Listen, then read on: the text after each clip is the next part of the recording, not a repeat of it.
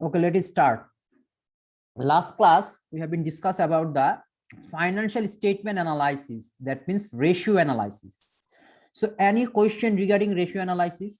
এখানে আমরা আসলে মূলত কিছু রেশিও দেখেছি এবং এটার ফর্মুলা প্লাস এটা পারপাসটা সামনে আলোচনা করা হয়েছে। তো কারো কোনো এখানে প্রবলেম আছে বুঝতে?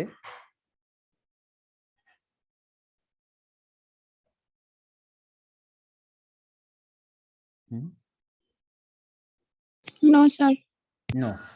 ওকে, এখন আমাদের যদি কোনো প্রবলেম নাই থাকে, আমি এখন আপনাদের একটা থিওরি বা একটা মোস্ট ইম্পর্টেন্ট একটা থিওরিক্যাল কোয়েশ্চেন আমি ডিসকাস করব, থিওরিক্যাল, যেটা আপনাদের লাগবে, ভবিষ্যতে লাগবে, প্লাস আপনি এক্সাম পারপাস, এক্সামে আসলে তো আসলোই, আদারওয়াইজ এটা কাজে লাগবে। সেটা হলো আপনার to evaluate the significance of financial statement data, three analytical techniques are widely use. তার মানে হলো আমরা যখন এই যে ফাইন্যান্সিয়াল স্টেটমেন্ট গুলা আসলে এটার সিগনিফিকেন্সটা যদি আপনি অ্যানালাইসিস বা ইভালুয়েট করতে চান, তাহলে নর্মালি আমরা তিনটা টেকনিক অথবা টুলস বলতে পারেন আমরা ইউজ করি, মানে এটা ওয়াইডলি ইউজড হয়। আর সেই তিনটা টেকনিক কি কি সেটা নিয়ে আমরা ডিসকাস করব। বুঝতে পারছেন সবাই?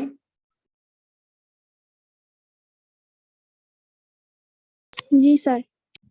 এটা বুঝতে পারছেন যে two evaluate the significance of financial statement data, আপনার ফাইন্যান্সিয়াল স্টেটমেন্ট ডাটাটা সিগনিফিকেন্স, অথবা আপনি এটা বলতে পারেন আপনার অ্যাডভান্টেজ, অর এটা বলতে পারেন বেনিফিটস, পারপাসও বলতে পারি, কোনো সমস্যা নাই, এটা একটা ওয়ান অফ দ্য পারপাসও হইতে পারে।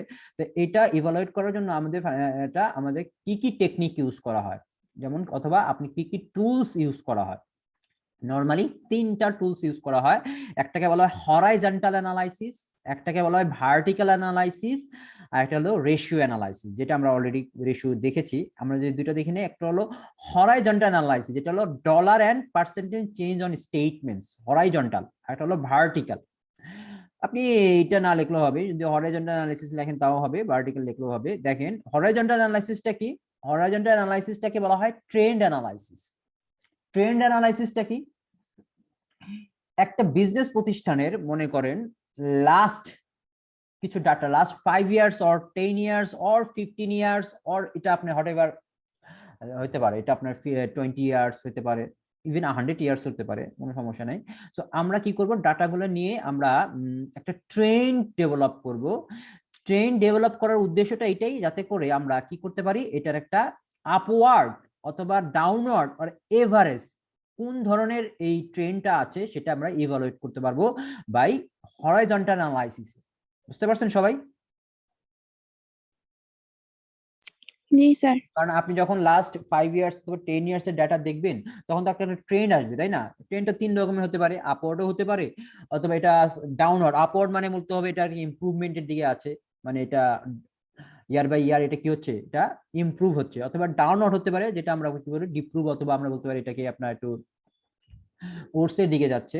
আর হলো আমরা যদি মিক্সড পেতে পারি, যেমন আমরা দেখা যায় কোন সময় উপরে বাড়তেছে বা ভালো হচ্ছে, আবার কোনো দিন আবার কোনো বছর খারাপ হচ্ছে, ভালো হচ্ছে খারাপ হচ্ছে, এরকমও হতে পারে। তখন সেক্ষেত্রে আমরা এভারেজটা বের করতে পারি। বুঝতে পারছেন? তো এটা হলো আপনার horizontal analysis. Say for example মনে করেন আমরা যে ব্যালেন্স শিট দেখেছি, আমরা ইনকাম স্টেটমেন্ট দেখেছি, আমরা চাইলে সেলস এর প্যাটার্নটা দেখতে পারি।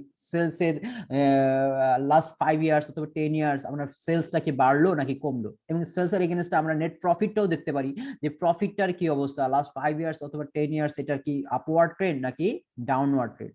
তো সেক্ষেত্রে কিন্তু আমরা একটা প্রেডিকশন করতে পারবো। এটা আমরা এট দ্য সেম টাইম আমরা কি করতে পারবো, ফর ফিউচার আমরা একটা আমাদের পারপাসফুল একটা ডিসিশন নিতে পারবো, যে যেমন এটা হইতে পারে আমাদের যে ডিসিশনটা আমাদের দরকার, আমার যেই ট্রেন্ডটা দেখে আমার যেই টাইপের, আমার যদি নেট প্রফিটটা পারফরমেন্স দেওয়া করা হয়, তাহলে নেট প্রফিটটা ট্রেন্ডটা দেখবো। আমার যদি অ্যাসেট বা কারেন্ট অ্যাসেট এবং কারেন্ট লায়াবিলিটির ট্রেন্ডটা মনে হয়, যে আমাদের কারেন্ট অ্যাসেট এবং কারেন্ট লায়াবিলিটির ট্রেন্ডটা আমরা দেখতে পারবো, দেখে আমরা বুঝতে পারবো যে এই কোম্পানির আপনার কি শর্ট টার্ম অব্লিগেশন আপনার পেমেন্ট করার সক্ষমতা আছে কিনা, লং টার্ম অব্লিগেশন সক্ষমতা কিরকম। তো এইটাকে বলা হয় হরাইজন্টাল অ্যানালাইসিস, বা এটাকে আরেকটা নাম হলো আপনার কি ট্রেন্ড অ্যানালাইসিস। আমরা কিন্তু গ্রাফ ইউজ করে এটা ইউজ করতে পারি। গ্রাফ দেখলেই আপনি জিনিসটা ট্রেন্ডটা বোঝা যায় নাকি? জি স্যার। ওকে, আরেকটা আমরা নেক্সট যেটা আসলে কমন সাইজ স্টেটমেন্টস বা ভার্টিক্যাল অ্যানালাইসিস।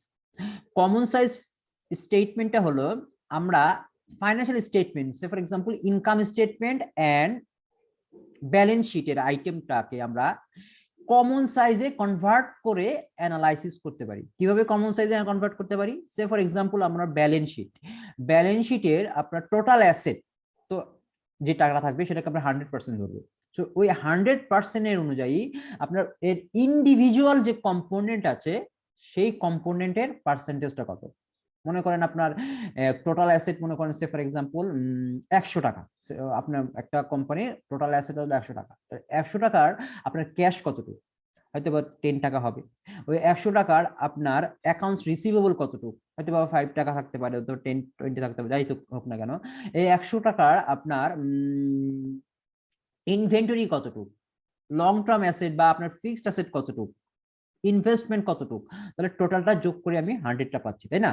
প্রত্যেকটা আমি দেখেন টোটাল অ্যাসেটটাকে আমি 100 ধরে বাকি ইন্ডিভিজুয়ালটা কতটুকু পার্সেন্টেজ সেটা বের করে করলে আমরা কি করতে পারবো, কমন সাইজে নিয়ে আসতে পারি। একই রকম ভাবে লায়াবিলিটি সাইডও আমরা করতে পারি, টোটাল লায়াবিলিটিস এন্ড অনার সিকিউরিটিকে আর অ্যাসেট তো সমান হয়, তো ওইটাও আমরা 100 ধরে ইন্ডিভিজুয়াল লায়াবিলিটিস, অ্যাকাউন্টস পেয়েবল, আপনার ব্যাংক ওভারড্রাফট বা অ্যাক্রুড এক্সপেন্স, এগুলো আপনার বা লং টার্ম ডেট যেটা আছে আপনার কি ডিবেঞ্চার অথবা আপনার ব্যাংক লোন, এগুলোর পার্সেন্টেজ কত, তাহলে দেখবেন সবগুলো যোগ করলে 100ই হবে।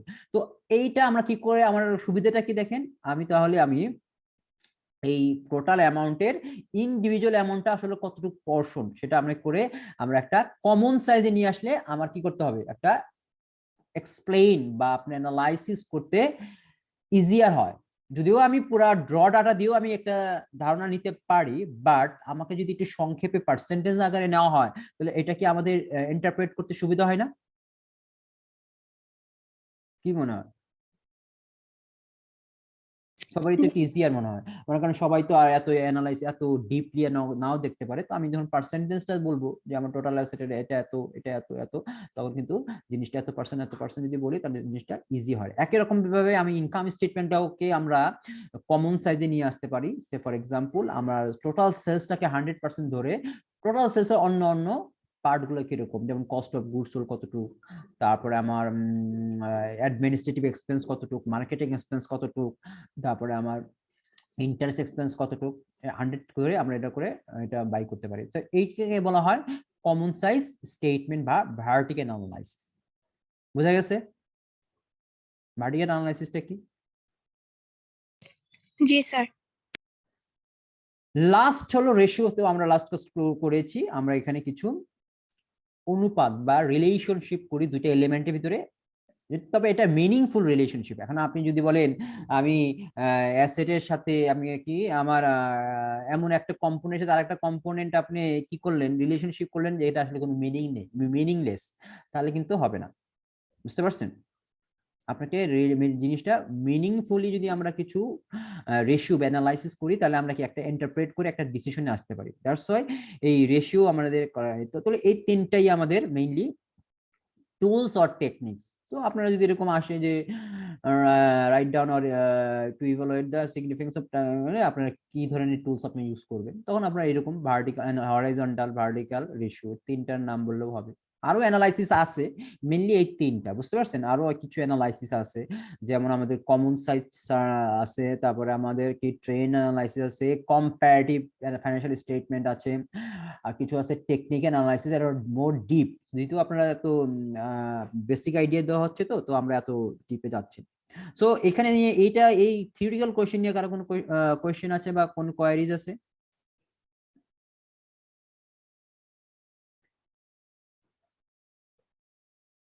No sir. নেই? তাহলে কিন্তু আমরা এই এই লাস্ট ক্লাসে যেটা আমরা এইটা একটু মিসিং ছিল, মানে আমরা এই থিওরি পার্টটা দেখিনি, এটা দেখেছি, আজকে আমরা দেখে দিলাম। এখন আমরা যেটা করব,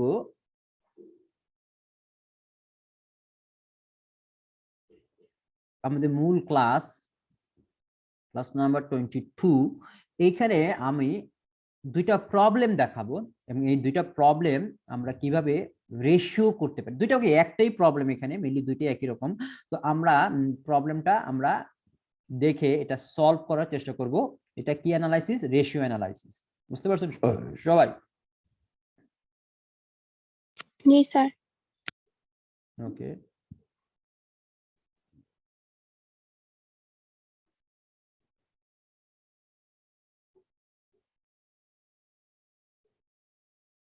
ওকে।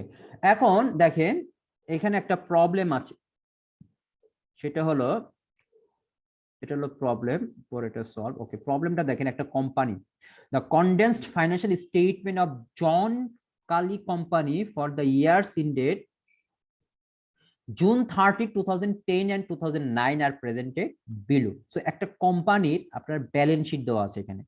ব্যালেন্স শিট যেরকম হয়, যেমন অ্যাসেট পাশে অ্যাসেট গুলো লেখা হয়েছে এবং অ্যাসেটের পাশে টোটাল অ্যাসেট দেওয়া আছে, এবং পরের পার্ট হলো liabilities and the stock holder equity. এখানে প্রথমে লায়াবিলিটিস, টোটাল লায়াবিলিটিস দেওয়া আছে, এবং আপনার স্টক হোল্ডার কত, স্টক হোল্ডার ইকুইটি কত দেওয়া আছে এটা দেওয়া আছে, এবং টোটাল লায়াবিলিটিস প্লাস ইকুইটি দেওয়া আছে। এটা অ্যাজ ইউজুয়াল যে ব্যালেন্স শিট এরকম হয় এটা। এরপর একটা ইনকাম স্টেটমেন্ট দেওয়া আছে for the year ended June 30। So দেখেন এখানে ইনকাম স্টেটমেন্ট যেরকম হয়, রেভিনিউজ দেওয়া আছে, এইটা রেভিনিউ, এবং কিছু এক্সপেন্স বা খরচ আছে, যেমন cost of goods sold, selling, interest expense, total cost expense, income before income, net income এর লইতা। ওকে, এই যে আমাদের এই ব্যালেন্স শিট প্লাস ইনকাম স্টেটমেন্টের বেস করে আমাদের কিছু রেশিও কম্পিউট করতে হবে, বা রেশিও আমাদের ক্যালকুলেট করতে হবে। কি কি রেশিও?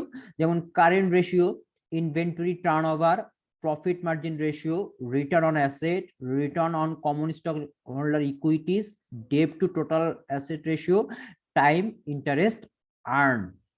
এই কয়েকটা রেশিও আমাদের কি করতে হবে? ক্যালকুলেট করতে হবে। বুঝতে পারছেন সবাই প্রবলেমটা? এটা হলো problem, this is the problem. যে এই আপনাদের যখন রেশিও বের করতে হবে তখন আপনাদের কি করা থাকবে? আগে তো আপনার ইনফরমেশন লাগবে, আপনি ইনফরমেশন ছাড়া রেশিওটা কিভাবে বের করবেন? সেই ইনফরমেশনটা কই থেকে পাবেন? ব্যালেন্স শিট দেওয়া থাকবে, এট দ্য সেম টাইম আপনাকে ইনকাম স্টেটমেন্টও দেওয়া থাকবে। এই দুইটা স্টেটমেন্টের বেস করে আমরা এই রেশিওগুলা ক্যালকুলেট করব। বুঝতে পারছেন সবাই প্রবলেমটা? জি স্যার।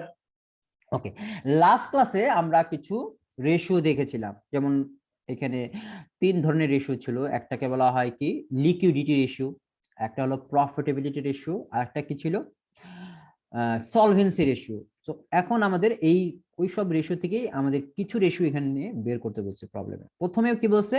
Current ratio. তো কারেন্ট রেশিওর ফর্মুলা কি মনে আছে?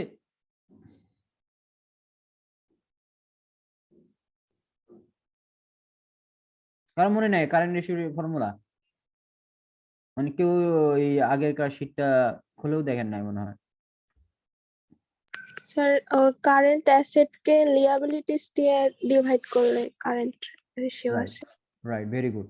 আমরা যদি কারেন্ট অ্যাসেট কে লায়াবিলিটিস দ্বারা ডিভাইড করি তাহলে আমরা যেটা পাবো সেটা হলো কারেন্ট রেশিও। তাহলে আমরা বের করি কারেন্ট রেশিও, আমাদের ফর্মুলা যদি জানা থাকে তাহলে আমরা কারেন্ট রেশিওটা বের করতে পারবো। তাহলে আমরা দেখেন এই কারেন্ট অ্যাসেট কে কারেন্ট লায়াবিলিটিস, তাহলে আমরা এটা কই থেকে পাবো? এটা অবশ্যই ব্যালেন্স শিটে দেওয়া আছে। তাহলে আমাদের এখন ব্যালেন্স শিটটা দেখতে হবে, কারেন্ট অ্যাসেট কত। এই দেখেন কারেন্ট অ্যাসেট এর আন্ডারে cash, account receivable, inventories, prepaid expense, other current asset, এইগুলো টোটাল কারেন্ট অ্যাসেট। এইটাই হলো আমাদের কারেন্ট অ্যাসেট ওই বছরের। দেখেন কারেন্ট অ্যাসেটের ভিতরে কিন্তু এগুলো কিন্তু আলাদা আলাদা ইন্ডিভিজুয়াল কম্পোনেন্ট। দেখেন cash, accounts receivable, inventory, prepaid expense, এগুলো যোগ করে আমরা যেটা পেয়েছি সেটা total current asset for 2010 and 2009, 2 বছরটাই দেওয়া আছে। আর আমাদের লাগবে এখন কি? Current liabilities.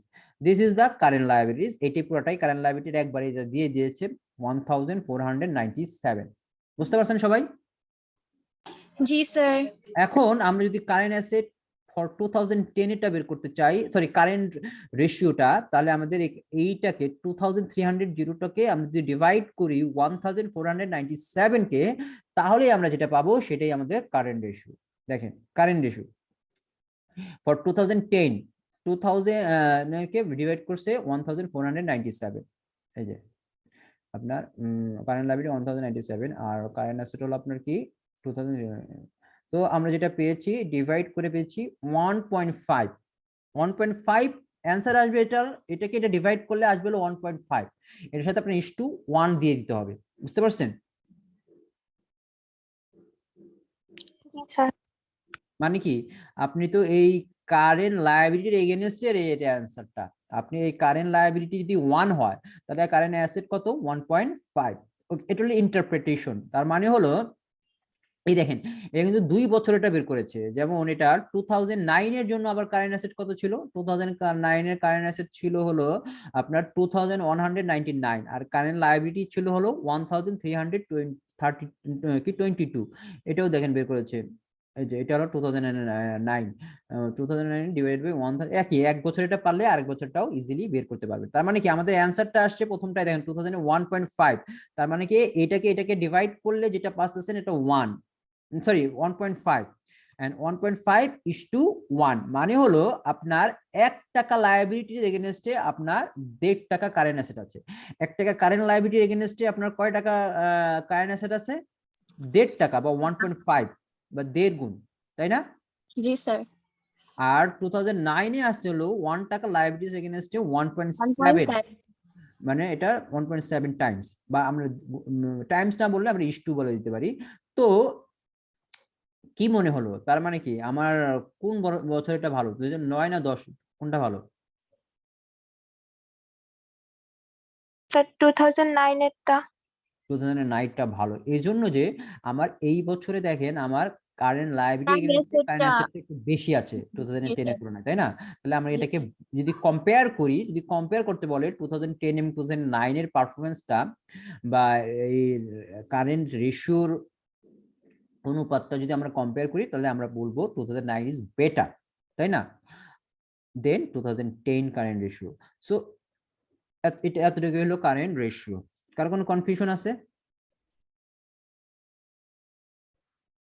মনে হয় নেই, তাই না? এটা জাস্ট আপনারা ফর্মুলা অ্যাপ্লিকেশন করতে পারলেই হবে এবং জাস্ট আপনার ব্যালেন্স শিট থেকে এটা আপনার করতে হবে আর আপনাদের ফর্মুলা মনে রাখতে হবে। সেকেন্ডটা দেখেন ইনভেন্টরি টার্নওভার, আবার ব্র্যাকেটে দিয়েছে ইনভেন্টরি 16 2008, মানে 2008 এর ইনভেন্টরি দিয়ে দিয়েছে 599। দেখেন 2009 10 আর আমাদের 2008 এর ইনভেন্টরি দিয়ে দিয়েছে, বিকজ আমরা যখন এটার ইনভেন্টরি টার্নওভার ফর্মুলা ছিল যে আপনার কি ইনভেন্টরি টার্নওভার ফর্মুলা কি, cost of goods sold divided by average inventory. হ্যাঁ, এভারেজ ইনভেন্টরি। এখন আপনি যখন 2010 এর জন্য আপনি ইনভেন্টরি টার্নওভার বের করবেন তখন আপনি কি 2010 এর কস্ট অফ গুডস সোল্ড, এই যে কস্ট অফ গুডস সোল্ড দেওয়া আছে এত টাকা, divided by average inventory. Average inventory পাবেন কোথা থেকে? আপনার ব্যালেন্স শিট, ইনভেন্টরির একটা অ্যাসেট, এটা পাবেন কোথায়? Balance sheet. দেখেন ইনভেন্টরিজ। তাহলে আমি যখন 2010 এবং 2009 এই দুইটা যোগ করে আমি যদি দুইটা ডিভাইড করি তাহলে আমি এভারেজ ইনভেন্টরিটা পেয়ে যাচ্ছি ফর 2010। আবার যখন 2009 এরটা বের করব তখন তো আমার 2009টা আছে, কারণ 2008 এরটা লাগবে না, 2008 এরটা এখানে দিয়ে দিচ্ছে। দেখেন এই যে 2008 এরটা বলছে এখানে 599। তাহলে আমি তখন কি করব, এইটা এইটা প্লাস 599 যোগ করে দুইটা ডিভাইড করলেই আমরা 2009 এর পরে জন্য আমরা ইনভেন্টরি এভারেজ ইনভেন্টরি পেয়ে যাচ্ছি। বুঝতে পারছেন সবাই? জি স্যার। দেখেন ইনভেন্টরি টার্নওভার এটা কি 1617 ফর 2010 এর কি, এটা হলো কস্ট অফ গুডস সোল্ড। এটা কোথা থেকে পাবেন কস্ট অফ গুডস সোল্ডটা? এটা এক্সপেন্স থেকে পাবেন। এই যে কস্ট অফ গুডস সোল্ড 1617.4। আর পরে কি করেছে আপনার, এটাকে ডিভাইড করেছে কি দিয়ে? Average inventory. এভারেজ ইনভেন্টরি কি দেখেন 768। এটা কিন্তু আপনার যে দেখেন 2009 যোগ করে 2 দিয়ে ভাগ জি, করছি। এইটা ফর 2010 আর এটা হলো 2009, এই দুইটা যোগ করে দুইটা ডিভাইড করেছে। এই যে এটা ডিভাইড করে অ্যানসার বেরিয়েছে কি 2.3 টাইমস। অ্যানসার কি বেরিয়েছে 2.3 টাইমস। আর 2009 এ তো একই রকম ভাবে আমাদের 2009 এর কস্ট অফ গুডস সোল্ড তো এখানে দেওয়া আছে, এই যে কস্ট অফ গুডস সোল্ড এটাকে আবার ডিভাইড করা হয়েছে কি এভারেজ ইনভেন্টরি। এভারেজ ইনভেন্টরি কি 2009 এর জন্য ইনভেন্টরি কত, কোনটা 2009 এর জন্য ইনভেন্টরি হলো এইটা, আর 2008 এর ইনভেন্টরি কোথায় ইনফরমেশনটা দিয়ে দিয়েছে 599। তো দেখেন এই দুইটা ডিভাইড করে দুইটা ডিভাইড করেছে অ্যানসার বেরিয়েছে কি 2.3 আর 2009 এর 2.4। এখন যখন টার্নওভার লেখা আছে আমি আপনাকে বলেছিলাম যখন টার্নওভার থাকবে তখন এটাকে টাইমসে লিখতে হবে, যখন রেশিও থাকবে তখন আপনাকে 1 দিবে, আর যদি এখন টার্নওভার থাকবে তখন এটাকে আমরা জাস্ট ওই অ্যানসারটাকে কি করব টাইমস লিখবো, মানে এত বার, এটা এত টাইম, মানে এটা একটা বছরের 2 থেকে 3 বার এটা কস্ট অফ গুডস সোল্ড ইনভেন্টরিটা কস্ট অফ গুডস সোল্ডে পরিণত হয়। আর এটা হলো 2.4 টাইমস আপনার ইনভেন্টরিটা কস্ট অফ গুডস হলে পরিণত হয়। তা এখন যদি আমি ইন্টারপ্রেট করি বা আমি যদি অ্যানালাইসিস করি, বলেন তো কোনটা ভালো, 2010 এরটা ভালো না 2009 এরটা ভালো?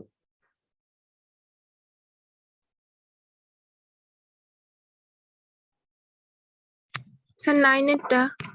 9 এরটা, বিকজ আমার যত বেশি টাইমস আমি ইনভেন্টরিটাকে কস্ট অফ গুডস সোল্ডে পরিণত করতে পারবো, ততই আমি কি আমার আমি নগদ টাকা বা আমার লিকুইডিটি তখন আমার তত ইনভেন্টরি লিকুইডিটি তখন এটা মেজার করা হবে। তার মানে কি আমার ইনভেন্টরি টার্নওভার দ্বারা আমি কি মেজার করতেছি, এটা কিন্তু একটা লিকুইডিটি রেশিও, যে ইনভেন্টরিটা কতবার কস্ট অফ গুডস সোল্ডে পরিণত হয়। যত বেশিবার কস্ট অফ গুডস সোল্ডে পরিণত হবে তার মানে ততবারই বেশি সেল হচ্ছে, যত সেল হবে ততই আমাদের ক্যাশ পাবো, আবার আমি কিনতে পারবো, আবার বিক্রি করতে পারবো। দ্যাটস ওয়াই আপনি এটা বেশি, যত বেশি টাইমস হবে ততই ভালো, মানে বেটার, বা আপনি বলতে পারেন এটা ফেভারেবল একটা। বুঝতে পারছেন সবাই? জি স্যার। নেক্সট হলো profit margin ratio, very easy. আপনি প্রফিট মার্জিন রেশিওর ফর্মুলা কি, আমরা প্রফিটটাকে, নেট ইনকামটাকে আমরা ডিভাইড করতেছি কি দ্বারা, সেলস দিয়ে। সেল দিয়ে, রাইট। এখন আমরা দেখেন নেট সেলস, আমরা নেট প্রফিট আমাদের তো এইখান থেকেই পাবো, আমরা এই প্রফিট মার্জিনটা আমরা ইনকাম স্টেটমেন্ট থেকেই পাবো। যেমন এখানে সেলস কোনটা কে বলতে পারবে? সেলস আছে এখানে? সেলস নেই। এই যে রেভিনিউস, এটাই সেলস। বুঝতে পারছেন? রেভিনিউ যেটা আয় হয়েছে, কেন আমরা তো সেল করেই তো আয় হয়, তাই না? তাহলে রেভিনিউসটা কি, এটাই কিন্তু আমাদের সেলস। বুঝতে পারছেন সবাই? জি স্যার। আর এটা হলো নেট ইনকাম 406। তাহলে আমরা এখন নেট ইনকাম 406 কে এত দিয়ে ডিভাইড করব, আপনার ফর 2010 আর 9 ও একই রকম। দেখেন প্রফিট মার্জিন 406.1, এই যে নেট ইনকাম 406.1, আর সেলস হলো 6336, 636, তাহলে আসছে কত, 0.64। 0.64 কে যদি আমি 100 দ্বারা মাল্টিপ্লাই করি তাহলে আসবে হলো 0.64 অ্যান্সার হবে। ওটাকে 100 দ্বারা মাল্টিপ্লাই করলে হবে 6.4%, তাই না? জি স্যার। আর 2009 এ দেখেন 6.5%, এখানেও কিন্তু 2009 ইজ বেটার। এটা যত মার্জিন তত বেশি হবে ততই ভালো। ওকে, দেন রিটার্ন অন অ্যাসেট বা আরওএ। রিটার্ন অন অ্যাসেট, এটাও কিন্তু আমাদের অ্যাসেটের, যে 2008 এর অ্যাসেটটা দিয়ে দিয়েছে, বিকজ আমাদের রিটার্ন অন অ্যাসেটের ফর্মুলা ছিল কি, একই রকম, নেট ইনকাম থাকবে ডিভাইডেড বাই এভারেজ অ্যাসেট, তাই না? এই দেখেন নেট ইনকাম তো আমরা 406 জানি, তাহলে এই দেখেন নেট ইনকাম 406, আর এভারেজ অ্যাসেটের ক্ষেত্রে একই রকম ভাবে ইনভেন্টরি যেভাবে আপনি 2 বছরে যোগ করে আপনি কি এইটা দেখেন হলো টোটাল অ্যাসেট। এই যে সরি, যে টোটাল অ্যাসেট আছে না 3885, এইটা প্লাস 2009 এর 3708, এই দুইটা যোগ করে দুই ডিভাইড করলে কিন্তু আমি পেয়ে যাচ্ছি আমার এভারেজ অ্যাসেট। বুঝতে পারছেন? এই যে একই রকম ভাবে আমাদের 2010 এ আমার আসছে 10.7% এবং 2009 এ আসছেন 10.6%। কিন্তু এখানে রিটার্ন অন অ্যাসেটে দেখা যাচ্ছে অ্যাসেটটা ইউজ করে আমরা রিটার্ন করতে পেরেছি। এখানে আবার 2010 ইজ বেটার দেন 2009, তাই না? এখানে আমার অ্যাসেটটা বেশি ভালো ইউজ হয়েছে rather than 2009 return on asset. বুঝতে জি পারছেন স্যার। সবাই? জি পরেরটা স্যার। হলো আপনার return on common stock equity. এটা কি, এটাও দেখেন আমাদের এভারেজ ইকুইটি ইউজ করতে হবে।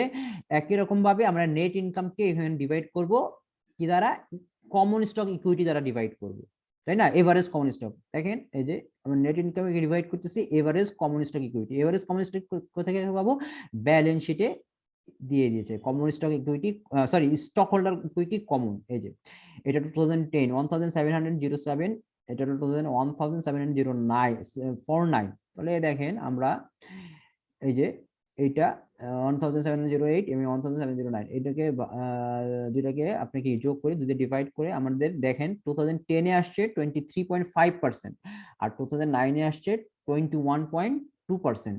এখানেও কিন্তু আমাদের রিটার্ন অন ইকুইটি এই 2010 পারফর্ম বেটার দেন 2009, তাই না? জি স্যার। নেক্সট কি বলছে, debt to total asset ratio. এখন আমরা দেখব এটাকে বলা হয় সলভেন্সি রেশিওর আন্ডারে পড়তেছে, যে আমরা আসলে কোম্পানিটা কতটুকু সলভেন্ট তার ডেট পরিশোধ করার জন্য, সেটা আমরা কি করব, ডেট টু অ্যাসেট এবং টাইমস ইন্টারেস্ট আর্ন, এই দুটাই আমরা সলভেন্সি রেশিওর আন্ডারে পড়বে। তো আমরা এটা কিভাবে করব, একই খুবই ইজি, আপনার ডেপ্টটাকে আমরা ডিভাইড করব অ্যাসেট দ্বারা, তাই না? স্যার জি স্যার। তাহলে এটা তো আমরা দেখেন ব্যালেন্স শিটে থেকে পাচ্ছি। এখানে দেখেন টোটাল ডেপ্ট মানে হলো টোটাল লায়াবিলিটিস। টোটাল লায়াবিলিটিস মানে হলো current liabilities plus long term liability দুইটা যোগ করে আমরা টোটাল লায়াবিলিটিসটা পাবো। বুঝতে পারছেন?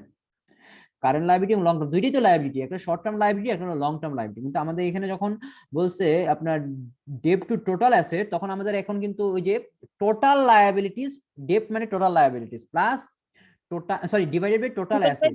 যেমন কারেন্ট রেশিওতে আমরা কারেন্ট লায়াবিলিটি দেখেছি, কিন্তু এটা যখন লং টার্মে আসবে তখন আমাদের শর্ট টার্ম লং টার্ম দুইটাই লিখতে হবে। বুঝতে পারছেন সবাই? জি স্যার।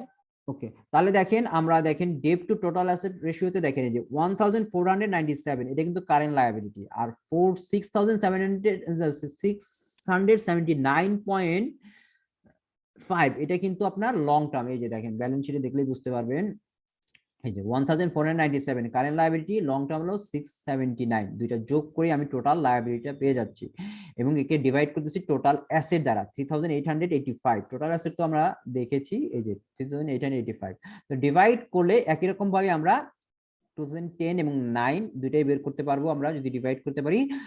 অ্যান্সার কি আসতেছে 2010 এর জন্য 56%।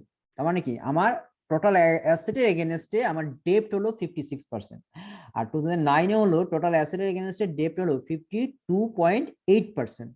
এখন কোনটা বেটার মনে করবো, মানে বেটার মানে কি আমার কি আদৌ এটা কি মনে হয়, এটা দিয়ে আমার এটাই মিনিং হয় যে আমার ডেপ্টের পার্সেন্টটা কতটুকু অ্যাসেটের তুলনায় আমার ডেপ্টের পার্সেন্টটা কতটুকু, ডেপ্টের পার্সেন্ট বেশি থাকলে ভালো নাকি কম থাকলে ভালো? কম থাকলে ভালো।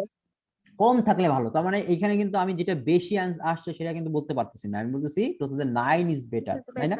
জি স্যার। তার মানে ডেপ যত কম রাখা যায়, বাট কম রাখা যায় মানে হলো আমার এখন এটা আবার শুধুমাত্র এটা হলো company business to business vary করবে। এখন আপনি যদি ব্যাংকের সাথে এখন আর আপনি ওই একটা ম্যানুফ্যাকচারিং কোম্পানি তুলনা করেন, তার কারণ ব্যাংক হলো ওরা মেইনলি ওদের মেইনই হলো আপনার ডেপ্ট, ওরা লোন দিয়ে বিজনেসটা করে। এখন ওই যদি বলেন ওখানে ব্যাংকের সাথে যদি আপনি একটা ম্যানুফ্যাকচারিং কোম্পানির তুলনা করতে যান তাহলে কিন্তু আমাদের ইন্টারপ্রিটেশন কি হবে, রং হবে, তাই না? আমাদের জি স্যার। সেম লাইন অফ ইন্ডাস্ট্রির জন্য আমাকে কি করতে হবে, ইন্টারপ্রেট করতে হবে। সো এটা হলো ইন্টারপ্রিটেশন। আপনার কিছু লিমিটেশনস আছে, যে দেখা যাচ্ছে যে আমরা যদি না বুঝে একটার সাথে একটা মানে কম্পেয়ার করতে চাই, তখন আমি যদি বলি যে এটা ভালো এটা খারাপ, কিন্তু আমাদের দেখা যাচ্ছে আমি কম্পেয়ার করতেছি ব্যাংকের সাথে আর হলো আপনার কি একটা ম্যানুফ্যাকচারিং কোম্পানি, মনে করেন একটা ফার্মাসিউটিক্যালস এর সাথে। সো যখন আপনি কনক্লুশন ড্র করবেন, এটা আবার আমাদের একটা ট্রুথফুল বা একটা ভালো কনক্লুশন নাও হতে পারে। বুঝতে পারছেন? এটা আপনাদের জানাই রাখলাম আর কি, যেটা আপনার যখন ইন্টারপ্রেট করবো তখন আমরা যদি বুঝে করি। লাস্ট টাইম ইন্টারেস্ট আর্ন, তো আগেরটা আমরা দেখলাম ওদের ডেট পরিশোধ করার মতো কতটুকু সম্পত্তি আছে, এখন মানে ডেপ্টের পার্সেন্টেজটা দেখেছি, এখন আমরা দেখবো ওদের ইন্টারেস্ট পেমেন্ট করার ক্ষমতাটা আসলে কতটুকু। কারণ ওদের তো শুধু ডেট পরিশোধ করলেও হবে না, যখন আপনি কারো কাছ থেকে লোন নেবেন বিশেষ করে ফাইন্যান্সিয়াল ইনস্টিটিউট থেকে, তখন আপনাকে ইন্টারেস্টও দিতে হবে, তাই না? এখন আপনি যদি ইন্টারেস্ট পরিশোধ করার ক্ষমতাটা আমরা কিভাবে দেখবো, এটা ফর্মুলা কি, টাইম ইন্টারেস্ট আর্নের ফর্মুলা হলো আপনার ইবিআইটি বলে, earning before interest and taxes. ওইটাকে আমরা ডিভাইড করব ইন্টারেস্ট এক্সপেন্স দ্বারা। বুঝতে পারছেন সবাই? জি স্যার। অথবা ইবিআইটি না বলে আমাদের এখানে বলা আছে যে এই যে এখানে আপনার আর্নিং বিফোর ইন্টারেস্ট, হ্যাঁ এটাকে সংক্ষেপে বলা হয়, কিন্তু আপনারা যদি না বুঝেন তাহলে কি earning before income tax and interest, ওইটাকে আমরা ডিভাইড করি ইন্টারেস্ট দ্বারা। ওকে দেখেন, তাহলে আমরা দেখেন এই যে আমরা এটা কি পাবো, ইনকাম স্টেটমেন্ট থেকেই আমরা ওদের earning before interest and tax, যেমন এই যে নেট ইনকামটা, এটা দেখেন এটা আসছে থেকে কোথা থেকে, যেমন এটার ইন্টারেস্ট এক্সপেন্স তো বাদ দেওয়া হয়েছে, এখান থেকে আবার ইনকাম ট্যাক্সও বাদ দেওয়া হয়েছে, বাদ দিয়ে পরে আমি নেট ইনকাম পেয়েছি।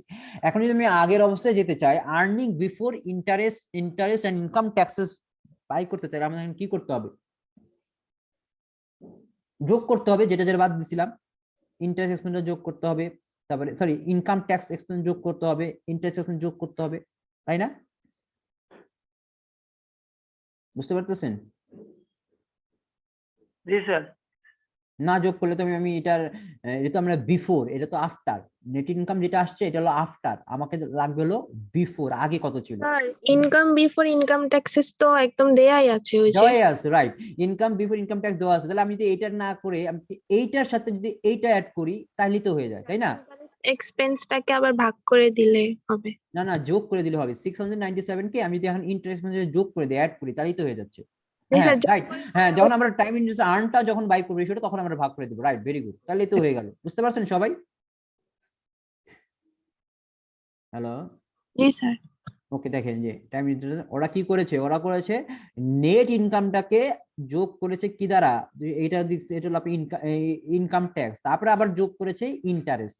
আপনি এটা না করে যদি মনে করেন না আমার তো এটা করে তো এটাই আসবে, তাহলে আমি এইটার সাথে এটা যোগ করি শুধু 13.9, তাইলেই তো হয়ে যায়। বুঝতে পারছেন? আমি ডিভাইড করেছে শুধু ইন্টারেস্ট, দেখেন ইন্টারেস্ট যোগ করছে, এইখানে যোগ করে আপনার ইন্টারেস্ট এন্ড ইনকাম ট্যাক্স এর বিফোরটা আনছে, এনে তারপরে ইন্টারেস্ট দ্বারা ডিভাইড করেছে। একই অবস্থা এখানেও। বুঝতে পারছেন সবাই দুইটাই? জি স্যার। এখন দেখেন অ্যান্সার, দেখেন এটা আসছে 51.2 টাইমস, আর এটা আসছে 23.4 টাইমস। তাহলে আমি কি বলবো, তাহলে আমি এটা বলতে পারি যে আপনার 2010-এ আপনার 51 টাইমস আপনার কি ছিল, ইন্টারেস্ট এক্সপেন্সটা ছিল পরিশোধ করার মতো। মানে ওদের ইনকামটা ছিল 51 টাইম, মানে আপনি ইন্টারেস্ট এক্সপেন্সটা আপনি 51 টাইমস আপনি কি করতে পারতেন, পরিশোধ করতে পারতেন। বা আপনি এটা বলতে পারেন আমাদের ইনকামটা, income before interest expense and income tax আমাদের 51 টাইমস ছিল। বুঝতে পারছেন? হ্যালো।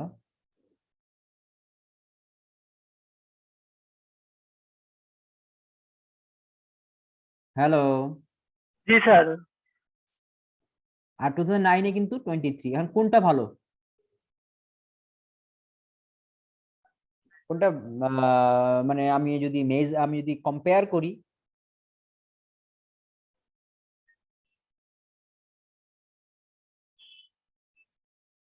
বেশি হলে ভালো নাকি কম হলে ভালো?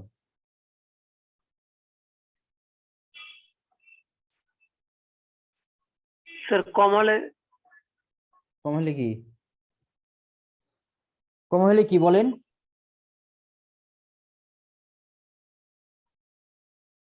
মানে আমি তো এখানে আমার ইন্টারেস্ট এক্সপেন্সটা আসলে পরিশোধ মতো ক্ষমতা আছে কিনা সেটাই তো দেখতেছি। এখানে বলতেছে 51 টাইমস আমার অ্যাবিলিটি আছে, আর এখানে 23 টাইমস অ্যাবিলিটি আছে। স্যার বেশি হলে তাহলে ভালো হবে স্যার, যেহেতু ইয়ে করার। হ্যাঁ রাইট। যদি আপনি বেশি টাইমস আপনি কম অ্যাবিলিটি থাকে তাহলে তো এটাই তো ভালো। কম, আর আপনার যদি কম্পেয়ার টু আপনার যেটা স্মল অ্যামাউন্ট, যেটা তো ওটা তো বিগের অ্যামাউন্ট ভালো না। জি স্যার। মানে স্যার যত বেশি ইন্টারেস্ট মানে কি তত বেশি রেভিনিউ আর্ন করতে পারছে এটা? না না না, আপনি ইন্টারেস্ট দেওয়ার ক্ষমতাটা আপনার এখানে, আপনি যে ইন্টারেস্ট পেমেন্ট করবেন আপনার এখানে 51 টাইমস আপনার পেমেন্ট করার অ্যাবিলিটি আছে, আর 2009-এ দেখা গেছে 23 টাইমস অ্যাবিলিটি আছে। বুঝতে পারছেন? কারণ আমি তো ইন্টারেস্ট দেওয়ার, ইন্টারেস্ট এবং ইনকাম ট্যাক্স আপনার বাদ, আপনি ওটা দেওয়ার আগে আমার ওই অ্যামাউন্টটার উপরে ভিত্তি করে আমি ইন্টারেস্টটা আমি এখন দিতে চাচ্ছি যে কতবার দিতে পারবো। বুঝতে পারছেন? এই যে মানে আপনার এগুলো বাদ দেওয়ার পরে যে এটার যে টোটাল কস্ট এন্ড এক্সপেন্স যেটা আছে না, ওইটা থেকে তো আমরা এটা যদি না বাদ দিতাম, আপনার ইন্টারেস্ট এক্সপেন্সটা এবং ইনকাম ট্যাক্স এক্সপেন্স যদি বাদ দেওয়ার আগে আমাদের ওই ওই প্রফিটটা, মানে এই দুইটা বাদ দেওয়ার আগে যে যে প্রফিটটা, মানে ওই প্রফিটটা কিভাবে আসছে, কস্ট অফ গুডস বাদ দিয়ে দিয়েছি, সেলিং এন্ড অ্যাডমিনিস্ট্রেশন এই দুইটা পার্ট বাদ দিয়ে যে এটা আসছে সেইটা আমার, সেইটার পরে তো আমাকে এখন কি করতে হবে, ইন্টারেস্ট দিতে হবে প্লাস ইনকাম ট্যাক্স দিতে হবে, এটা তো দিতেই হবে। এখন আমার তাহলে কতটুকু অ্যাবিলিটি আছে আমার ওইটা ই করার, ইন্টারেস্টটা দেওয়ার। বুঝতে পারছেন? হ্যালো, কি বুঝেন না?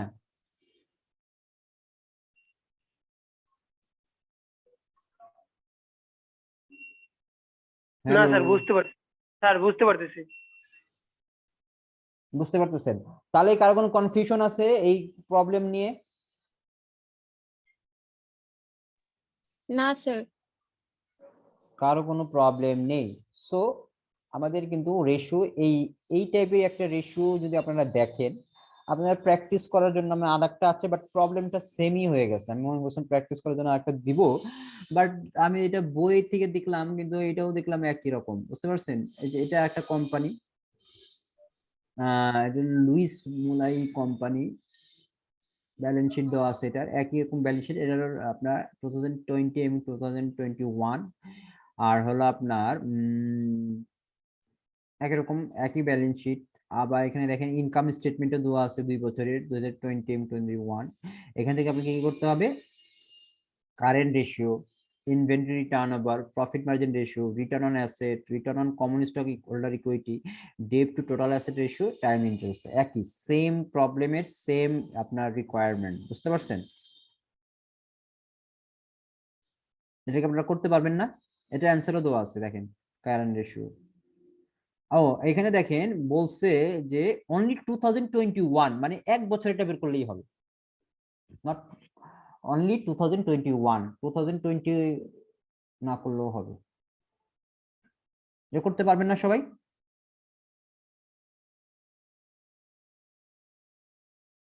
নাকি? হ্যালো?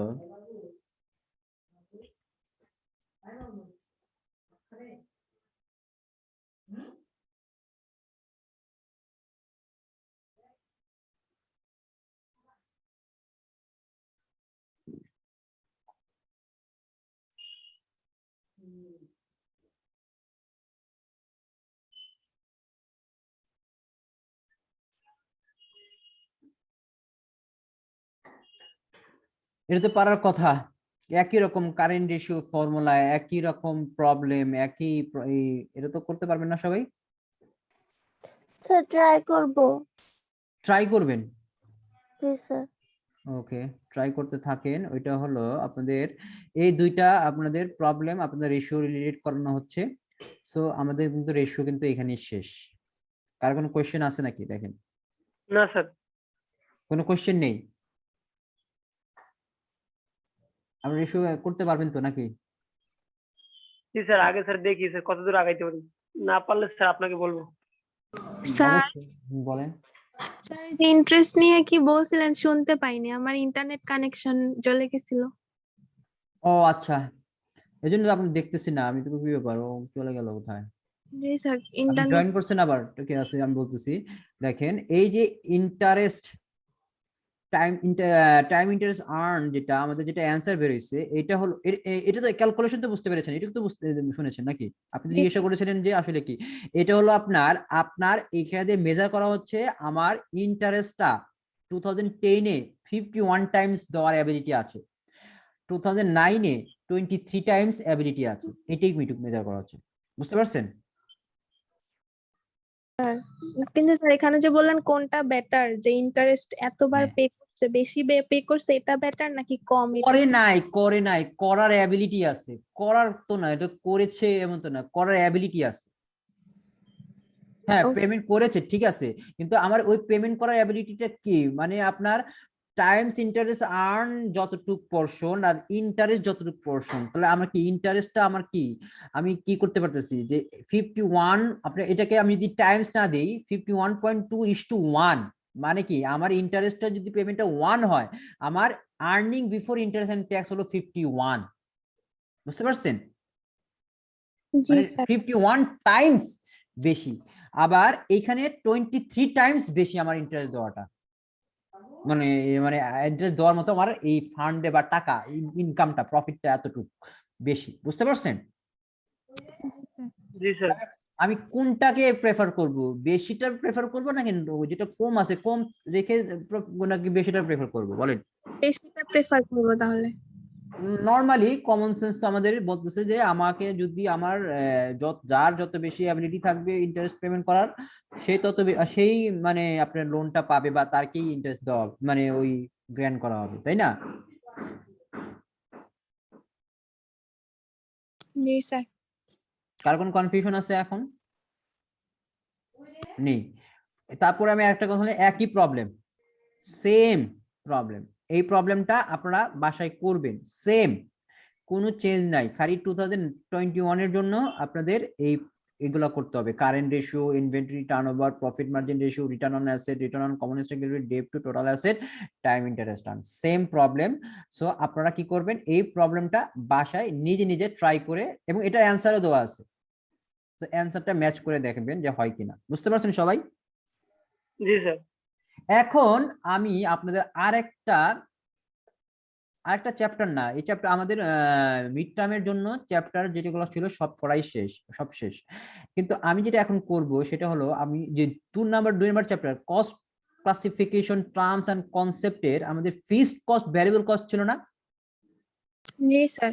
ওই রিলেটেড একটা প্রবলেম দেখাবো, যেটা আমাদের দেখানো হয়নি, যেটা আমরা মিস করেছিলাম। বুঝতে পারছেন সবাই? Okay sir. যেটা আমরা নেক্সট ক্লাসে করার ইচ্ছে ছিল আমার, কারণ আমি একটা এক্সাম দিব, তো এক্সাম তো আমাদের হয়তো 1 ঘন্টা লাগবে বা একটু কম লাগতে পারে, আর বাকিটা আমরা এটা, বাট আমি এটা আজকে যেহেতু সময় আছে এখনো 30 মিনিটস, তো আমি এখনই শেষ করে দিচ্ছি। নেক্সট ক্লাসে আমরা শুধু এক্সাম নিব, আর যদি কারণ কিছু কোয়ারিজ কোয়েশ্চেন থাকে তাহলে আমি এটা সলভ করবো, আর লাস্ট ক্লাসে তো আমাদের রিভিউ ক্লাস হবে। বুঝতে পারছেন সবাই?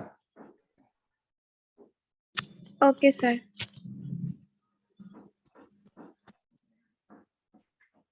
আপনাদের অ্যাটেন্ডেন্সের যে এটা কিন্তু আমি কিন্তু আপনাদের ওই যে আফটার 24 ক্লাস আমি কিন্তু আপনাদের ক্লাসরুমে ই করে দিব, অ্যাসাইনমেন্ট আকারে আপনি বলে দিব, এই মানে আপনার কিছু না, আপনারা কিন্তু টার্ন ইন করে দিবেন, পরে আমি ওখানে মার্কিং করে দেবো, যাতে আমার মার্কিং করতে সুবিধা হয়। বুঝতে পারছেন সবাই?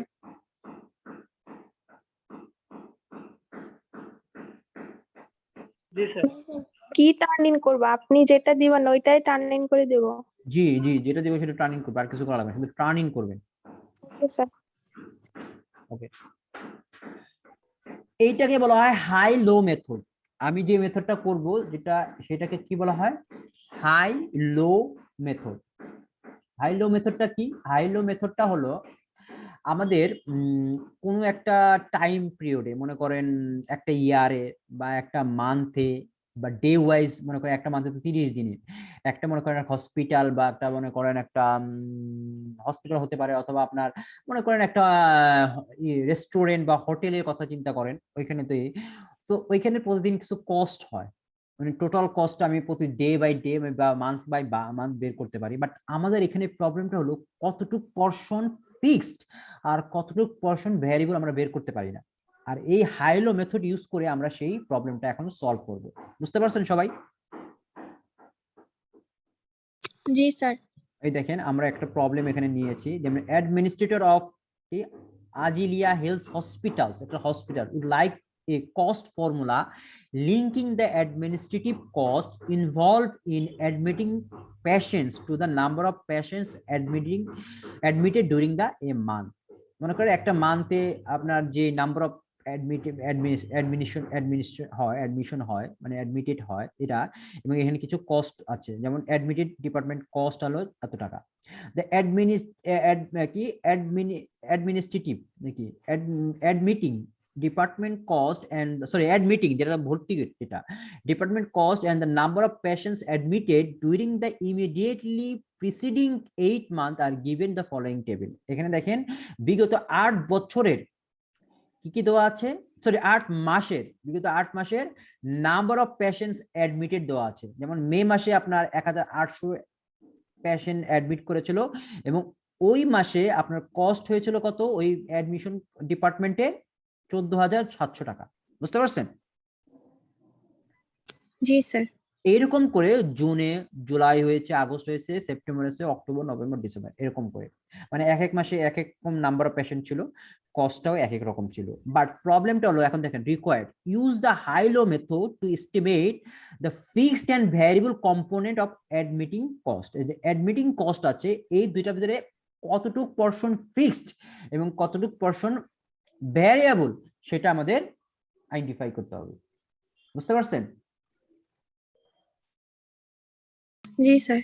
আর 2 নম্বর, express the fixed and variable component of admitting cost as a cost formula in a form y equals to a plus bx।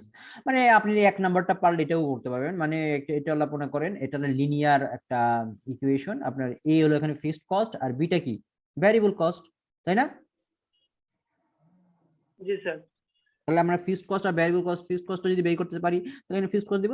ওকে, আমরা এখানে দেখি এটা কিভাবে হাই লো মেথডে এটা কিভাবে আমরা সলভ করতে পারি। বুঝতে পারছেন সবাই? প্রবলেমটা বুঝতে পারছেন সবাই? জি স্যার। ওকে, প্রবলেমটা বুঝতে পারলে আপনারা সলিউশনটাও অনেক ইজি হয়ে যাবে। দেখেন হাই লো মেথডের আমরা স্টেপ বাই করব। দেখেন the first step in the high low method is to identify the period of the lowest and highest activities. প্রথমেই আপনার প্রথম কাজটাই হলো আমাদের লোয়েস্ট অ্যাক্টিভিটিস এবং হাইয়েস্ট অ্যাক্টিভিটিসটা আইডেন্টিফাই করা। যেহেতু নামটাই হলো হাই লো, বেশি এবং কম, তো আমরা কি করব? দেখেন এই যে মে টু ডিসেম্বর এখানে সব কিন্তু সেম না, তো এখানে আমাদের প্রথম কাজটাই হলো কোন মাসে সবচেয়ে কম পেশেন্ট অ্যাডমিট হয়েছে এবং কোন মাসে সবচেয়ে বেশি অ্যাডমিট হয়েছে সেটা আইডেন্টিফাই করা। বুঝতে পারছেন? জি স্যার। দেখেন those periods are November 1100 patients admitted. Okay, আমরা দেখি। দেখেন মে মাসে 1800, জুনে 1900, জুলাই 1700, অগস্টে 1600, সেপ্টেম্বরে 1500, অক্টোবরে 1300, নভেম্বরে 1100, ডিসেম্বরে 1500। তাহলে নভেম্বরে সবচেয়ে কম না 1100? জি স্যার। জি স্যার। আর এটা কস্টটা কি? 1100 জন্য কস্ট ছিল 12800, কস্টও কম। 800। তারপরে দেখেন আর হাই অ্যাক্টিভিটিস কোন মাস? জুনে। দেখেন আমরা দেখি, দেখেন 1800, জুনে কত? 1900, আর কোনটা আছে 1900? না স্যার। তাহলে এটা হলো হাইস্ট। তাহলে আমরা লো পেয়ে গেছি, যেটা হলো আপনার কি ছিল নভেম্বর, আর হাই হলো জুনে 1900। আপনার কত? অ্যাডমিটিং কস্ট হলো 15200। এখন আমাদের কাজ শেষ এখান থেকে। তাহলে আমাদের দেখেন আমরা কি করব? Second step is to compute the variable cost per unit using those two data. এখন আমাদের সেকেন্ড স্টেপে আমরা ভ্যারিয়েবল কস্টটা এস্টিমেট করে ফেলবো। কিভাবে? দেখেন হাই অ্যাক্টিভিটি লেভেল জুন মাসে কত? 1900 না?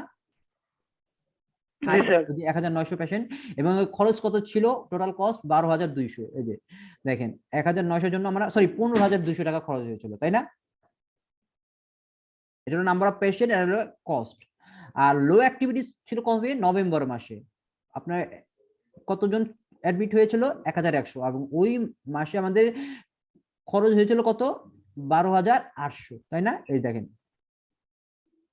12800, তাই না? এটা বুঝতে পারছেন? একটু হাই লো। জি স্যার। এটা কোশ্চেন হাই অ্যাক্টিভিটিস এবং এটার কস্টটা বের করব, লো অ্যাক্টিভিটিস মানে কতজন নাম্বার করে যেটা করতে হবে চেঞ্জটা বের করতে হবে, মানে ডিফারেন্সটা বের করবেন। যেমন 1900 আমরা যদি থেকে 1100 মাইনাস করি তাহলে আমাদের চেঞ্জটা আসতেছে, পেশেন্টের চেঞ্জ হলো 800, আর অ্যাডমিটিং কস্টিং এর একটা চেঞ্জ আসছে 2400। দেখেন 15200 থেকে আমরা 12800 বাদ দিয়ে দিই, তাহলে হবে কত? 2400। তাহলে আমরা চেঞ্জটা বের করব। চেঞ্জ বের করার পরে আমাদের করতে হবে ভ্যারিয়েবল কস্ট আমরা এখন এস্টিমেট করতে পারবো। কিভাবে? দেখেন চেঞ্জ ইন কস্ট, এই যে চেঞ্জ ইন কস্ট কত?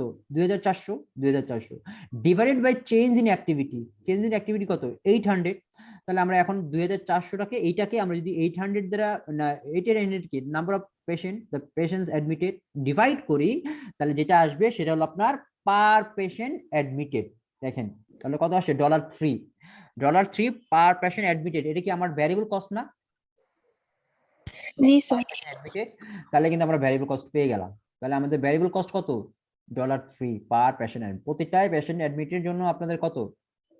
3 করে। তার মানে কি আমি 1900 কে যদি 3 দ্বারা মাল্টিপ্লাই করি তাহলে আমি এই টাকাটা পাবো, আর যদি 1100 টাকা যদি আমি 3 দিয়ে না এই টাকাটা পাবো না, মানে আমি ভ্যারিয়েবল কস্টটা পেয়ে যাব। বুঝতে পারছেন? Hello sir. মানে আমরা যদি ভ্যারিয়েবল কস্ট পেয়ে যাই তাহলে ভ্যারিয়েবলটা কত? টোটাল কস্ট থেকে যদি ভ্যারিয়েবল পার্টটা বাদ দিয়ে দিই তাহলে তো আমি এটা ফিক্সড পার্ট।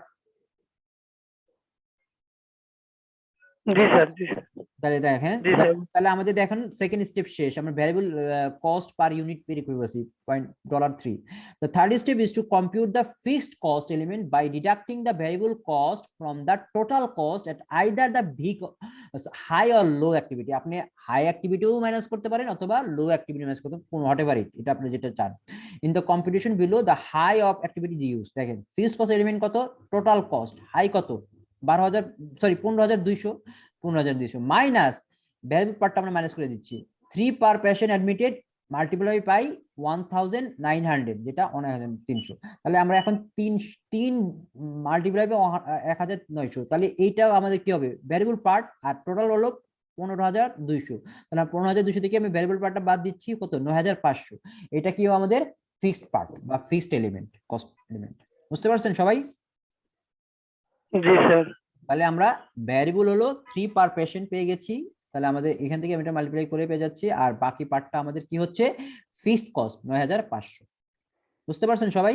আর কস্ট ফর্মুলা কি y = 9500 ফিক্সড কস্ট প্লাস 3 হলো আমাদের ভ্যারিয়েবল পোরশন, আর x হলো নাম্বার অফ পেশেন্ট অ্যাডমিটেড। এটা হলো কস্ট ফর্মুলা। That's it. কার কোনো কনফিউশন আছে, বুঝতে পারেন না এমন কেউ আছেন?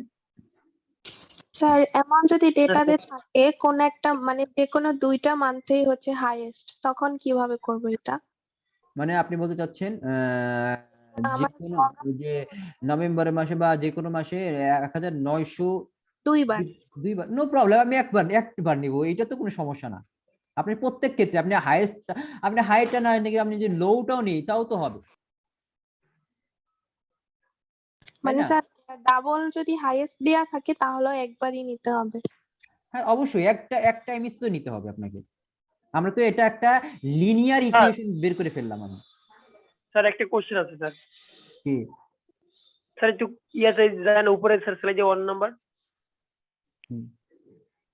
স্যার এখানে যদি স্যার এই যে যেমন 1900 আছে না স্যার জুনে স্যার, আর একটা আছে বাট 15200 কস্ট স্যার, ও জায়গায় আবার যদি এখন 1900 থাকে বাট কস্ট যদি স্যার একটু বেশি কম থাকে তখন কি করবো স্যার?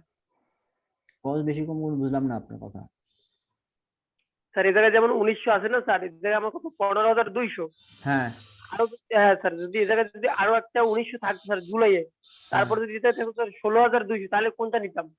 ও টাকার কথাটা বলতেছেন হ্যাঁ স্যার, যে হ্যাঁ আপনার স্যার। এক জায়গায় 15200 আর এক জায়গায় আপনার আছে মানে বেশি আছে বা 16000, কম আছে। হ্যাঁ স্যার, তখন কোনটা কিরকম নিতাম? আপনি যে কোনো একটা নিলেই হবে, আমরা তো এটা লিনিয়ার বের করে ফেলেছি। আপনার এই দেখেন 9500 এর ফিক্সড, বাকিটা হলো আপনি 3 টাকা বাই করছেন না। এখন আমরা এটা এখন আপনি এখানে আপনার ফর্মুলাটা দেখেন না, 9500 প্লাস আপনি যেটাই বসাবেন আপনার আপনার ওইটা ওয়াই এর মান আসবে এখানে। জি স্যার, বুঝতে পারছেন? ওয়াই এর মান জি আমরা পেয়ে স্যার। যাবো। এখন আপনি এই যে এই ফর্মুলা ইউজ করে আমি যে কোনো অ্যাক্টিভিটিজ এরটা আমি এটা বের করে ফেলতে পারবো, যে কোনো মাসেরটা আপনি বের করেন, স্পেসিফিক ভাবে আপনি মাসেরটাও বের করেন, পেয়ে যাবেন। আমি যে কোনোটা ইউজ করি, আপনার হাই এবং লো, হাইয়ের যে কোনো একটা অ্যামাউন্ট এবং লো এর একটা, আমাদের চেঞ্জটা বের করতে হবে। আমাদের চেঞ্জটা বের করে মাল্টিপ্লাই করলে আমরা যদি ডিভাইড করে দিই, কিন্তু আমরা কিন্তু এই যে ভ্যারিয়েবল পার্টটা পেয়ে গেছি, তাহলে আমি এখন সবগুলোই আমি আলাদা করে করতে পারবো। বুঝতে পারছেন সবাই? জি স্যার।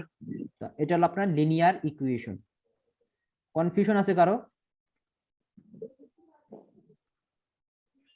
হ্যালো, জি স্যার। কনফিউশন আছে? বলেন কি কনফিউশন আছে বলেন। না স্যার, নাই স্যার, কনফিউশন নাই স্যার। নাই নাই, ওকে। যদি কনফিউশন না থাকে তাহলে আমাদের হাই লো মেথডও এখানেও শেষ। এখানে আরেকটা প্রবলেম আছে। আচ্ছা এই প্রবলেমটা আমরা সলভ করে দেই। একই রকম ভাবে এটা একটা হোটেল, এটা কি একটা হোটেল, যে বলছে 6 seasons hotel has accumulated the record of the total electrical cost. একটা হোটেলের ইলেকট্রিক্যাল কস্ট এখানে দেওয়া আছে of the hotel and the number of occupancy days over the last year. এক বছরে অকুপেন্সি ডে দেওয়া আছে। কি বলছে দেখেন, আপনার জানুয়ারি মাসে অকুপেন্সি ডে ছিল 2604, ইলেকট্রিক্যাল কস্ট হতো 6245, এরকম করে 12 মাসেরটা দেওয়া আছে। এখন আমাদের কি রিকোয়ার্ড হলে একই রকম ভাবে হাই লো মেথডে আমাদের ফিক্সড কস্টটা বের করতে হচ্ছে। Estimate the fixed cost of electricity per month and the variable cost of electricity per occupancy day. তো আমাদের ফিক্সড কস্ট ভ্যারিয়েবল কস্ট বের করতে বলছে। Express the fixed and variable cost of electric cost as a cost formula. Cost formula আমরা variable and fixed বাই করতে পারবো, cost formula by করতে পারবো। What other factors are other than the occupancy days are likely to affect the variation in electrical cost from the month to month? Okay, এটা একটা theoretical cost, মানে judgmental, এটা আপনাদের ওপেন কোশ্চেন। ওকে, so এটা কি আমরা বাই করতে পারবো না? পারবো স্যার। কিভাবে দেখেন তো, আমাদের আগে দেখতে হবে হাই কোনটা। ডিসেম্বরে কত 2046, আবার 3000 আছে, 3100, 3534 আছে। এই যে 3608 আছে স্যার। হ্যাঁ 3608 আছে না, অগস্ট হ্যাঁ। মাস পেয়ে গেছি আমরা। তাহলে অগস্ট মাসে 3608 অকুপেন্সি ডেজ, এটা আমাদের কি নাম্বার অফ ডেজ, তাই না? সরি, এটা হলো অকুপেন্সি ডেজ হলো 3608, আর এটা হলো আমাদের কস্ট, ইলেকট্রিক্যাল কস্ট 8111, তাই না? তাহলে আমরা দেখেন এই যে অকুপেন্সি ডে 3608 আর ইলেকট্রিক্যাল কস্ট 8111। এখন আমাদের লোটা বের করতে হবে। লোটা কত? এখানে অক্টোবরে আছে 186, 500, আর কিছু কম আছে 540। না স্যার, এটাই লো তাহলে হবে। অক্টোবর 186, কষ্ট হতে হয়েছে 1712, তাহলে হয়ে গেল 186 কষ্ট।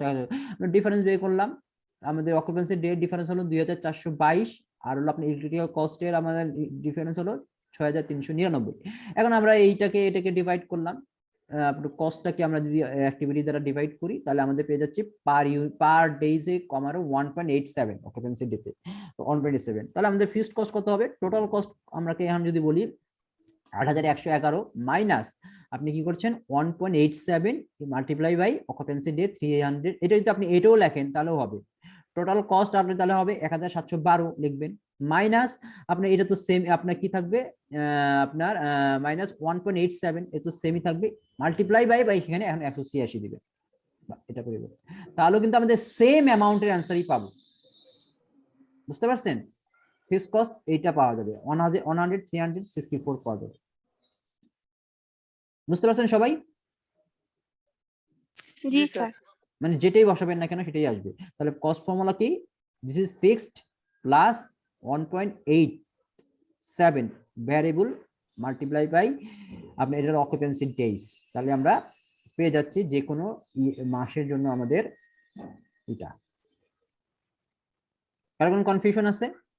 আর থার্ড নাম্বারটা বলছে অন্য কি কি আপনাদের ফ্যাক্টর এটা ডিপেন্ড করবে, then other than the occupancy days seasonal factor like, হ্যাঁ উইন্টার সামার, যেমন একটা হোটেলে তো সব সময় আপনার বেশি লোক থাকবে না। যদি আপনার উইন্টারে নরমালি মানুষ ইটিতে যায়, মানে ট্রিপে যায়, বা আপনার উইন্টার মানুষ ভ্যাকেশনে যায় বা ঘুরতে যায়, তখন সেক্ষেত্রে লোক যখন বেশি হবে তখন সেই ক্ষেত্রে আপনার ইলেকট্রিসিটি কস্ট বেশি লাগবে, এটা তো নরমালি। আবার systematic factor like guest performance to switch preference to switch off and the light and the fans, number of days present in the month, and like to affect the electric cost from another. And a faulty electrical line may also be reason for varying the electronic cost in a hotel. Okay, এটা একটা open question, যে আপনার আসলে কি মনে হচ্ছে যে অন্য কি কি ফ্যাক্টরের ভিত্তি করে আপনার ইলেকট্রিসিটি কস্টটা বাড়তে বা কমতে পারে? বুঝতে পারছেন? এটা হইতে পারে আপনার সিজনাল ফ্যাক্টর, অবশ্যই সিজনাল ফ্যাক্টর, একটা হোটেলে তো সিজনাল ফ্যাক্টর ডিপেন্ড করতে পারে, অথবা আপনার যারা গেস্ট আছে তাদের প্রেফারেন্সটা এটা হতে পারে, অথবা হতে পারে আপনার ইলেকট্রিক্যাল লাইনে কিন্তু ফল্টি থাকে, সেক্ষেত্রেও আপনার কম বেশি হতে পারে। প্রবলেম বুঝতে পারছেন সবাই? জি স্যার। কার কোনো কনফিউশন আছে? না স্যার। তো আপনারা যেটা করবেন, আজকে যে অঙ্কগুলো করালাম হাইলো মেথড থেকে কিন্তু ম্যাথ থাকতে পারে, I am not sure, but এটা আপনাদের এটা করানো হলো এই জন্য যে আমরা এটা স্কিপ করেছিলাম, বাট আমাদের তো এখানে আপনাদের অনেকগুলা ব্যাচ আছে, সব ব্যাচের সাথে অ্যাডজাস্ট করার জন্য আমাদের এগুলা কি করতে হয়েছে। তো আমাদের কিন্তু সিলেবাস শেষ, আমাদের এই যেগুলা পড়াইছি ওগুলা যদি ঠিক মতো পড়েন, ইনশাল্লাহ আপনারা কি করতে পারবেন, পরীক্ষায় মানে ভালো করতে পারবেন যদি আপনারা চান। কার কোনো কনফিউশন আছে? No sir. কনফিউশন নেই। সো আজকে এই পর্যন্তই, আমরা আজকে ক্লাসটা এই পর্যন্তই।